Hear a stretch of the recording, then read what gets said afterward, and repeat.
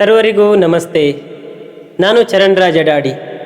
ಸೋಮೇಶ್ವರ ಶತಕದ ಸರಣಿ ಕಾರ್ಯಕ್ರಮದ 3ನೇ ದಿನಕ್ಕೆ ಎಲ್ಲರಿಗೂ ಸ್ವಾಗತ ಸುಸ್ವಾಗತ.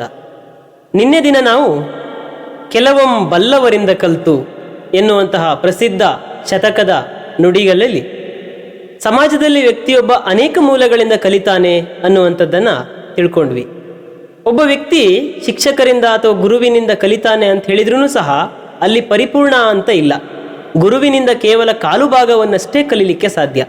ಇನ್ನು ಮುಕ್ಕಾಲು ಭಾಗ ಎಲ್ಲಿಂದ ಕಲಿತಾನೆ ಅಂತ ಹೇಳಿದರೆ, ಒಂದಿಷ್ಟು ಅವನ ಸಹಪಾಠಿಗಳ ಜೊತೆಯಲ್ಲಿ, ಇನ್ನೊಂದು ಆ ಶಾಲಾ ಅಥವಾ ಗುರುಕುಲದ ವಾತಾವರಣದಿಂದ ಒಂದಿಷ್ಟು ಕಲಿತಾನೆ.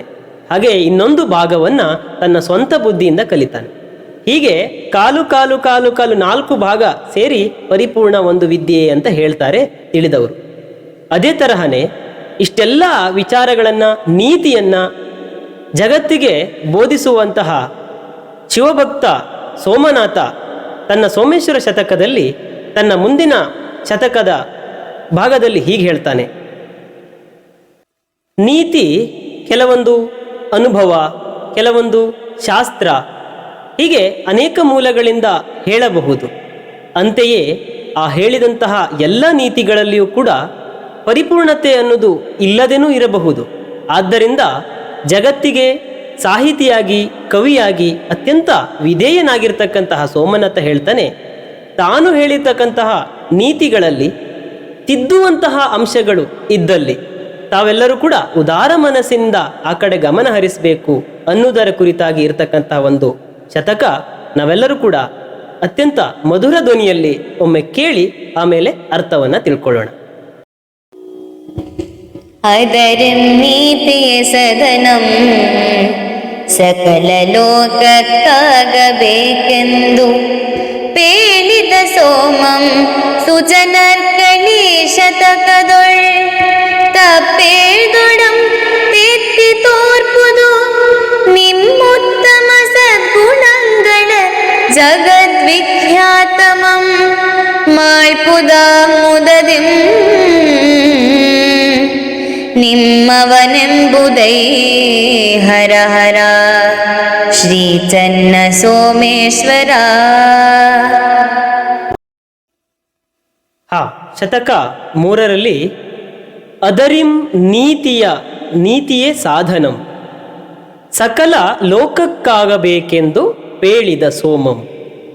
ಆದ್ದರಿಂದ ನೀತಿಯೇ ಈ ಒಂದು ಶತಕದ ಸಾಧನ, ಜಗತ್ತಿಗೂ ಕೂಡ ಅದೇ ಸಾಧನ ಅನ್ನುವ ಅರ್ಥದಲ್ಲಿ ಕವಿ ಸೋಮನಾಥ ಹೇಳ್ತಾನೆ, ನೀತಿಯೇ ಸಾಧನಂ ಸಕಲ ಲೋಕಕ್ಕೆ ಆಗಬೇಕೆಂದು. ಈ ನೀತಿ ಸಕಲ ಲೋಕಗಳಿಗೂ ಅನ್ವಯ ಆಗಬೇಕು ಅನ್ನೋದು ಆತನ ಒಂದು ಅಪೇಕ್ಷೆ.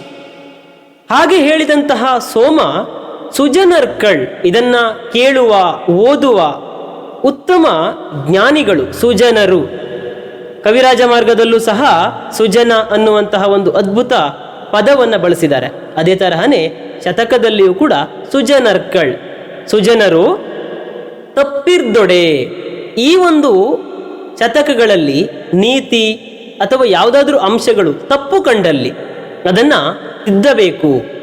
ಈ ವಿಚಾರವನ್ನು ಇತ್ತೀಚಿನ ಜನಮಾನಸಕ್ಕೆ ನಾವು ತಲುಪಿಸಬೇಕಾದ್ದು ಅತಿ ಅಗತ್ಯ.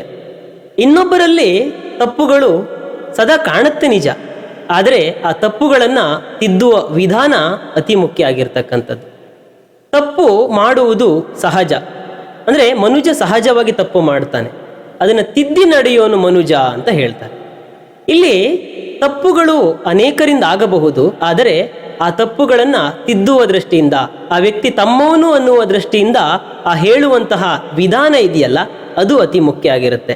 ಅದನ್ನೇ ಇಲ್ಲಿ ತಪ್ಪಿರ್ದೊಡಂ ತಿದ್ದಿ ತೋರ್ಪುದು ನಿಮ್ಮ ಉತ್ತಮ ಗುಣ. ಯಾರು ಇತರರ ತಪ್ಪನ್ನು ತಿದ್ದುತ್ತಾರೋ ಅಲ್ಲಿ ಅವರ ಉತ್ತಮ ಗುಣ ಇದೆ. ಉದಾಹರಣೆಗೆ, ನಮ್ಮ ತಪ್ಪುಗಳನ್ನು ತಿದ್ದುವವರನ್ನ ಒಂದು ದೃಷ್ಟಿಯಿಂದ ಕೆಲವೊಂದು ವ್ಯಕ್ತಿಗಳು ಅಯ್ಯೋ ತಪ್ಪು ಹೇಳಿಬಿಟ್ರಲ್ವಾ, ಅವರನ್ನು ದ್ವೇಷ ಮಾಡುವಂತಹ ಗುಣ ಕಂಡು ಬರುತ್ತೆ. ಆದರೆ ಯಾವ ವ್ಯಕ್ತಿ ತಪ್ಪನ್ನು ತಿದ್ದುತ್ತಾನೆ? ನಮ್ಮನ್ನು ದ್ವೇಷಿಸುವ ವ್ಯಕ್ತಿ ಯಾವತ್ತೂ ನಮ್ಮ ತಪ್ಪನ್ನು ತಿದ್ದಲಿಕ್ಕೆ ಸಾಧ್ಯನೇ ಇಲ್ಲ. ಕಾರಣ, ತಪ್ಪು ತಿದ್ದುವುದರ ಹಿಂದಿನ ಅರ್ಥ ಇರ್ತಕ್ಕಂಥದ್ದು ಆ ವ್ಯಕ್ತಿ ಸರಿಯಾಗಬೇಕು ಅನ್ನೋ ಒಂದೇ ಅರ್ಥ. ಹಾಗಿದ್ದಾಗ ಆತ ನಮ್ಮ ಹಿತೈಷಿಯಾಗಿರ್ತಾನೆ ಅಲ್ವಾ? ಹಾಗಿದ್ದಾಗ ನಾವು ಗಮನ ಕೊಡಬೇಕು ನಿಮ್ಮ ಉತ್ತಮ ಗುಣ. ಇಲ್ಲಿ ನಮ್ಮ ಉತ್ತಮ ಗುಣಮಯ ಯಾವುದು? ತಪ್ಪುಗಳನ್ನು ತಿದ್ದುವಂತಹದ್ದು, ಆ ವಿಧಾನವನ್ನು ಅನುಸರಿಸುವಂತಹದ್ದು. ಇದುವೇ ನಮ್ಮ ಸದ್ಗುಣ, ಒಳ್ಳೆಯ ಗುಣ ಆಗಿರುತ್ತೆ. ಜಗದ್ವಿಖ್ಯಾತಮಂ ಮಾಳ್ಪುದು ಆಂ ಮುದದಿಂ. ಇಲ್ಲಿ ಈ ಒಂದು ಶತಕವನ್ನ ಅಥವಾ ನಿಮ್ಮ ಉತ್ತಮ ಗುಣಗಳನ್ನು ಜಗದ್ವಿಖ್ಯಾತ ಮಾಡೋಕು ಅಥವಾ ಜಗತ್ತಿನೆಲ್ಲೆಡೆಗೆ ಹಬ್ಬಬೇಕು ಅನ್ನುವಂಥದ್ದು ಸೋಮನ ಅಪೇಕ್ಷೆ. ಇದರಿಂದ ಆತ ನಿಮ್ಮವನೆಂಬುದನ್ನು ಕಾಣಿರಿ. ಈ ಕವಿ ನಿಮ್ಮವನೇ ಅಂದರೆ ಈತ ನಮ್ಮ ಕವಿ ಅನ್ನುವಂತಹ ವಿಶಾಲ ಭಾವ ಇದ್ದಾಗ ನಾವೆಲ್ಲರೂ ಕೂಡ ತಪ್ಪಿರ್ದೊಡೆ ತಿದ್ದಿ ನಡೆಯುವುದು ಅನ್ನೋದು ಸೋಮನ ಅಂಬೋಣ.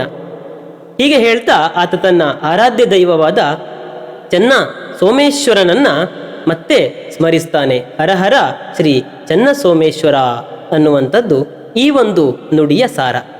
ಆತ್ಮೀಯರೇ, ಈ ನಿತ್ಯದ ಸರಣಿಯಲ್ಲಿ ತನ್ನದು ಸಹ ತಪ್ಪಿರ್ದೊಡೆ ನೀವು ಸಹ ಕಮೆಂಟ್ ಬಾಕ್ಸ್ನಲ್ಲಿ ತಿದ್ದಿ ನಡೆಯೋದು ನಾನು ಸಹ ನಿಮ್ಮವನೆಂಬುದನ್ನು ಕಾಣಿರಿ. ಧನ್ಯವಾದಗಳು.